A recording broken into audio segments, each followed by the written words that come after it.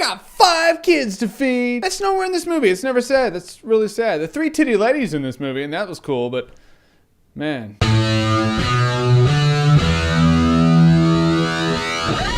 Total Recall. So Total Recall is another telling of a story that's actually a book that has a different title that I can't think of right now. And in that book, there's no Mars whatsoever. So in this movie, there is also no Mars, which actually makes it more accurate to the book than the old movie with Arnold Schwarzenegger. So in Total Recall, Colin Farrell plays Douglas Quaid. He's a guy who's more or less down on his luck. I mean, the guy has a hot-ass wife and a steady job. That being said, he's pretty miserable in his life. He's like, I know there's something else out there. I want to go to this recall place and have a mess with my brain. That's always the basis for smart decisions. And after he goes there, shit hits the fan. People are like, you're a spy. He's like, I'm not a spy. And he's trying to run from the government who supposedly thinks he's a spy, and then he knows martial arts, but he really shouldn't. You don't know if it's all real. You don't know if it's all in his head because he went to that recall place. You just don't know. Problem is, if you've seen the old movie, you do know. And that was kind of a bummer for this. There's really no escaping that fact. If you saw the old movie, you knew you were going to be like, I know all the twists in this movie. I mean, this Total Recall doesn't follow the old movie verbatim or anything like that. It does have a lot of differences. But in terms of the template, that is the plot, and any twist that'll happen in the movie, more or less the same. Enough to where you don't feel like you're surprised at all, and you're like, yeah, I've seen this movie before. Maybe that's the way it should be. Maybe it's not, but it does detract from some enjoyment in this movie. I did like that they had a lot of throwbacks to the original Total Recall. It made me laugh. There are a few references or a couple of characters where you're like, hey,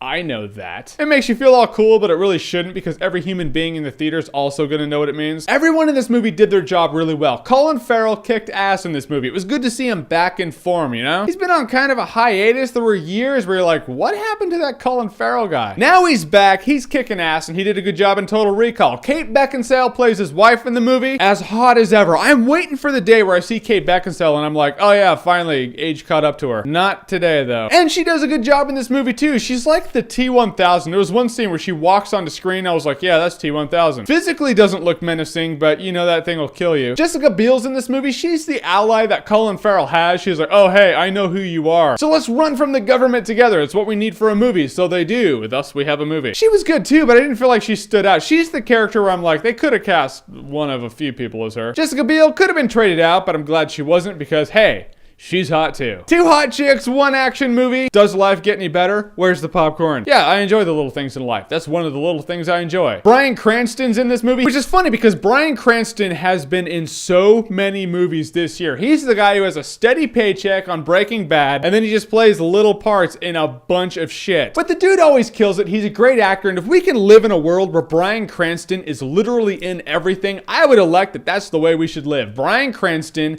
in everything. That already puts a smile on my face. This movie does have its own direction it takes in the sense that there's no Mars, so you know there's going to be that thing that Colin Farrell has to deal with that's bigger than the situation you think. That made sense, right? No? Well, that's what it is. Situations compound on themselves. They reveal a bigger situation. He has to deal with that. In this movie, it is not Mars. It's something else entirely, and I actually did enjoy it. And the action scenes were really cool too. A lot of shootouts, a lot of scenes where Colin Farrell's running on rooftops and the camera follows him into a window that he crashes through. You know, things like that that really look cool and stylish and almost like Uncharted 3. Yeah, a bit of Uncharted 3. A lot of shaky cam though. There was that. Sometimes that makes me dizzy. I was watching the movie going, can you stop that please? So in the end, this movie's really cool, really enjoyable, has a really cool yet familiar premise. The actors are good in it, the characters are great in it. If you've seen the old one, you're gonna enjoy this movie a bit less because you know ultimately everywhere the plot's gonna go. And in that, there's no real surprises in this movie for you. It's a bit of a bummer. But it's still enjoyable to watch. I will say Total Recall is a good time, no alcohol required. This movie would not hold a candle if this was May, June, or July, but it's August now, and this is a good movie for August. It's not gonna win any awards, but it's gonna entertain you. Alright, so Total Recall, what do you prefer, the old one or the new one? Comment below, let me know. And as always, if you like what you've seen here and you wanna see more, click right here to see more.